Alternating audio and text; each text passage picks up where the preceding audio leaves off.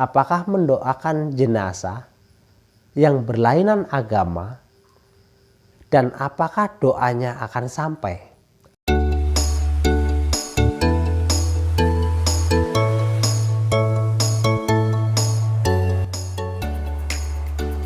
Ada sebuah pertanyaan, apakah saat berkendara kemudian menabrak kucing atau anjing disebut sebagai karma atau kama?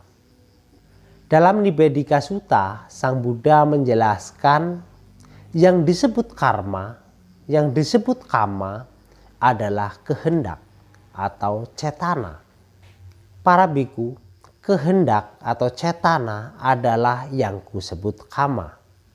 Dengan kehendak seseorang akan bertindak melalui jasmani, ucapan, dan pikiran. Jadi jawaban pertanyaan tersebut bisa iya atau tidak. Misalnya seorang berkendara dengan kecepatan tinggi dan pada saat berkendara tidak mengetahui sama sekali ada binatang, bahkan manusia sekalipun yang ia tabrak, maka karena tidak ada kehendak, karena tidak ada niat atau cetana, tidak ada niat sedikit pun untuk menabrak, maka itu tidak disebut sebagai kama. Tetapi jika seseorang berkendara dengan kecepatan yang tinggi dan tahu ada binatang ataupun manusia yang menyeberang, karena berpikir jika dia rem maka mobilnya akan celaka, mengambil keputusan untuk menabrak. Nah, hal ini disebut sebagai karma, karma buruk. Namun karena melakukannya dengan terpaksa, tentunya secara bobot, karma tersebut tidak begitu berat. Berbeda jika dilakukan dengan kesenangan, dengan niat yang tulus, dan merasa puas setelah menabraknya, hal ini akan lebih berat akibatnya. Kemudian ada pertanyaan, bacaan apa yang dilafalkan pada saat melaksanakan meditasi? Meditasi adalah pemusatan perhatian kita pada satu objek. Saat melakukan meditasi sebenarnya tidak ada doa-doa yang perlu dilafalkan, kecuali sebelum melakukan meditasi. Bisa kita membacakan parita supaya kita lebih tenang, supaya kita mempersiapkan diri untuk meditasi lebih nyaman. Boleh dilakukan pembacaan parita-parita suci. Saat kita melakukan meditasi samatha bhavana, yang perlu kita lakukan adalah fokus pada objek yang kita pilih. Misalnya saat kita sedang meditasi samatha bhavana, objek yang kita pilih adalah warna biru. Pada prakteknya ternyata pikiran kita memikirkan hal yang lain. Misalnya teringat pada pekerjaan kita.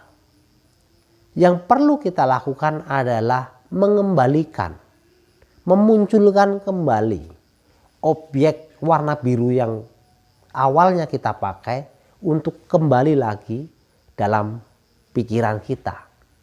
Jadi objek meditasi samatha bhavana adalah fokus terhadap objek yang kita pilih.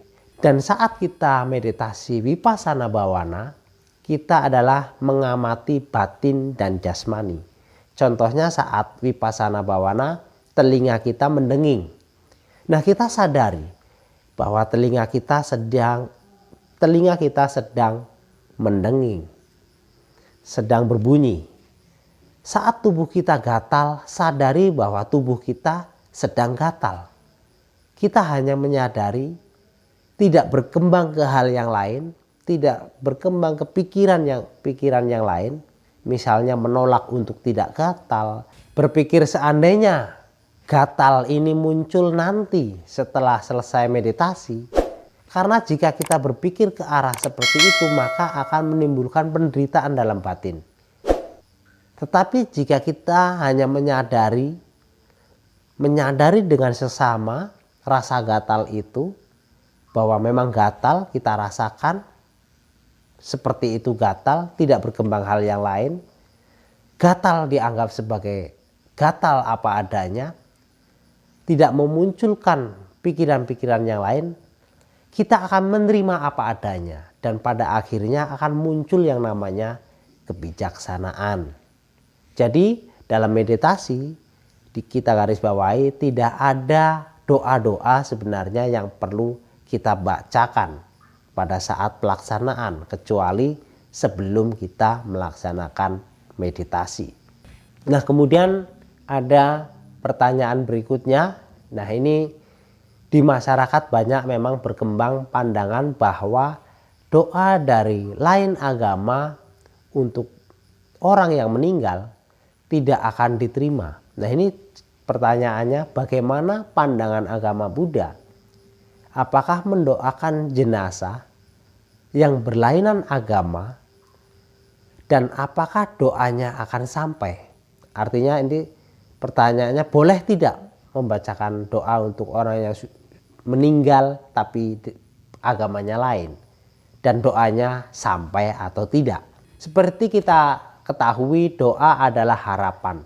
Selama doa itu berharap untuk hal yang positif, tentunya sangat diperbolehkan. Dan apakah doanya akan diterima atau tidak? Hal ini belum ada kasus seorang yang telah meninggal kemudian kembali lagi dan bercerita bahwa doa si A sampai atau tidak sampai, atau tidaknya ya. Namun yang perlu digarisbawahi dalam agama Buddha, untuk membantu mengkondisikan seseorang yang telah meninggal dunia terlahir di alam yang lebih bahagia adalah dengan cara pelimpahan jasa. Artinya perbuatan-perbuatan baik yang kita lakukan, kita limpahkan kepada orang yang telah meninggal. Misalnya hari ini saya berdana. Nah, dana ini saya limpahkan atas nama orang yang sudah meninggal. Itu konsep dalam Buddhis, dalam Dhamma, adalah cara untuk membantu orang yang telah meninggal adalah dengan cara seperti itu. Tidak melulu, tidak sekedar hanya dengan doa-doa.